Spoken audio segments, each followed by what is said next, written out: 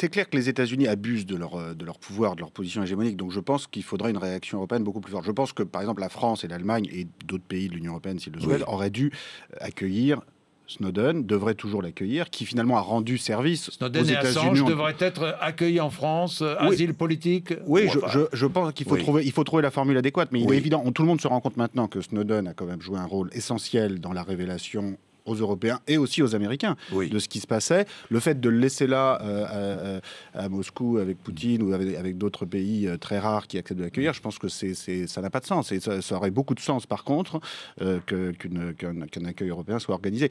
Au-delà de ça, je pense que c'est la faiblesse de l'Europe. On s'apprête peut-être à laisser la Grèce dans les bras de Poutine, si on continue sur ce chemin.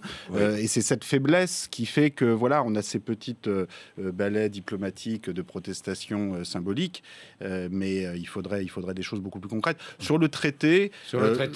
Oui, je pense qu'il y a des choses très dangereuses potentiellement dans ce traité et que ça fait partie... Il y a beaucoup de régulations, de mesures en termes de transparence, aussi de transparence financière, de transparence démocratique qui devraient figurer dans ce traité, alors qu'au contraire, on va plutôt, pour l'instant, ce qui est prévu, on va plutôt avoir tendance à donner plus de pouvoir à des instances relativement opaques comme des cours d'arbitrage. Donc je pense que tous ces sujets, il faut les lier les uns aux autres et il faut que l'Europe s'affirme comme puissance et surtout comme ayant une vision du monde qui est différente de celle des États-Unis sur toutes ces questions et arrête de se faire piétiner en permanence sans réagir à toutes ces attaques. Vassaliser presque, certains vont jusque-là. Oui, bon, enfin, vous connaissez très bien les États-Unis, vous y êtes souvent. Oui, moi j'aime beaucoup les États-Unis.